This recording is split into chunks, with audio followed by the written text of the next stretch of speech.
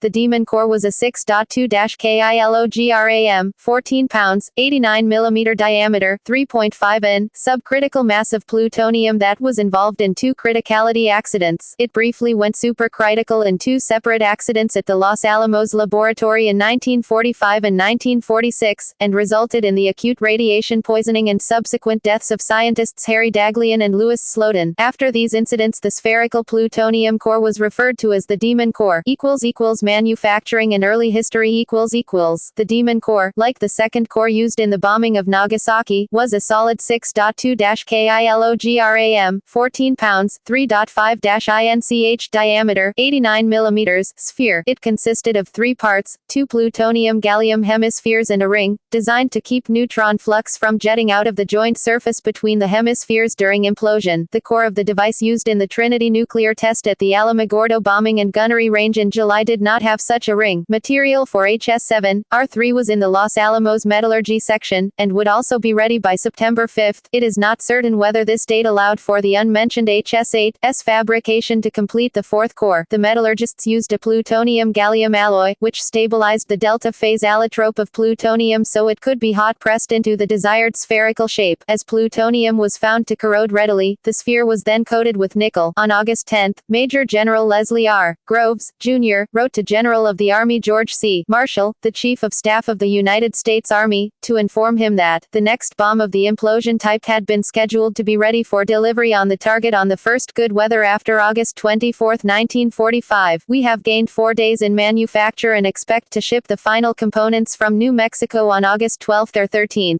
Providing there are no unforeseen difficulties in manufacture, in transportation to the theater or after arrival in the theater, the bomb should be ready for delivery on the first suitable weather after August 17 or 18. Marshall added an annotation: it is not to be released on Japan without express authority from the President, as President Harry S. Truman was waiting to see the effects of the first 2 attacks. On August 13, the 3rd bomb was scheduled. It was anticipated that it would be ready by August 16 to be dropped on August 19. This was preempted by Japan's surrender on August 15, 1945, while preparations were still being made for it to be couriered to Kirtland Field. The 3rd core remained at Los Alamos.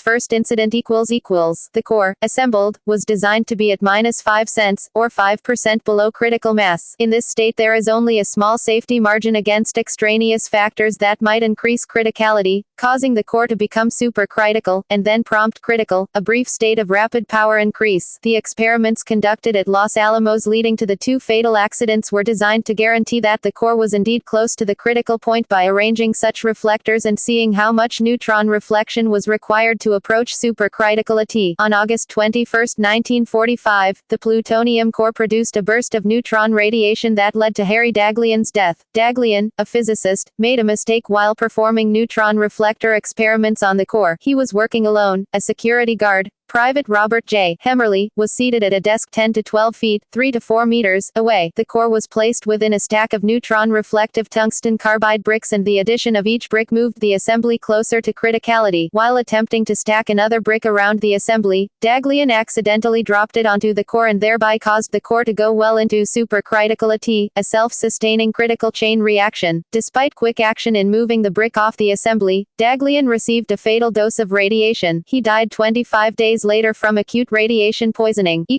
Second incident. On May 21, 1946, physicist Louis Slotin and 7 other Los Alamos personnel were in a Los Alamos laboratory conducting another experiment to verify the exact point at which a subcritical mass, core, of fissile material could be made critical by the positioning of neutron reflectors. Slotin, who was leaving Los Alamos, was showing the technique to Alvin C. Graves, who would use it in a final test before the Operation Crossroads nuclear test scheduled a month later at Bikini Atoll. It required the operator to place 2 half-spheres of beryllium, a neutron reflector, around the core to be tested and manually lower the top reflector over the core via a thumb hole on the top. As the reflectors were manually moved closer and farther away from each other, scintillation counters measured the relative activity from the core. Allowing them to close completely could result in the instantaneous formation of a critical mass and a lethal power excursion. Under Slotin's unapproved protocol, the only thing preventing this was the blade of a standard straight screwdriver, manipulated by the scientist's other hand. Slotin, who was given to bravado, became the local expert, performing the test on almost a dozen occasions, often in his trademark blue jeans and cowboy boots, in front of a room full of observers. Enrico Fermi reportedly told Slotin and others they would be dead within a year if they continued performing it. Scientists referred to this flirting with the possibility of a nuclear chain reaction as tickling the dragon's tail, based on a remark by physicist Richard Feynman, who compared the experiments to tickling the tail of a sleeping dragon. On the day of the accident, Slotin's screwdriver slipped outward a fraction of an inch while he was lowering the top reflector, allowing the reflector to fall into place around the core. Instantly there was a flash of blue light and a wave of heat across Slotin's skin. The core had become supercritical, releasing an intense burst of neutron radiation estimated to have lasted about a half second. Slotin quickly twisted his wrist, flipping the top shell to the floor. The heating of the core and shells stopped the criticality within seconds of its initiation, while Slotin's reaction prevented a recurrence and ended the accident. The position of Slotin's body over the apparatus also shielded the others from much of the neutron radiation, but he received a lethal dose of 1000 radians, 10 grays, neutron, 114 radians, 1.14 grays, gamma in under a second and died 9 days later from acute radiation poisoning. The nearest person to Slotin, Graves, who was watching over Slotin's shoulder and was thus partially shielded by him, received a high but non-lethal radiation dose. Graves was hospitalized for several weeks with severe radiation poisoning and developed chronic neurological and vision problems as a result of the exposure. He died 20 years later of a heart attack. This heart attack may have been caused by hidden complications from radiation exposure, but its cause could also have been genetic, as his father had died from the same cause. Dr. Norris E. Bradbury, project director, said the men were injured last Tuesday in what he described as an experiment with fissionable material. There have been 5 studies done of the amount of radiation each person involved received in the accident. These are the latest, dated 1978, from a table in this reference. 2 machinists, Paul Long and another, unidentified, in another part of the building, 20 to 25 feet away, were not treated. After these incidents, the core, originally known as Rufus, was referred to as the Demon Core. Hands-on criticality experiments were stopped, and remote control machines and TV cameras were designed by Schreiber, one of the survivors, to perform such experiments with all personnel at a quarter-mile distance.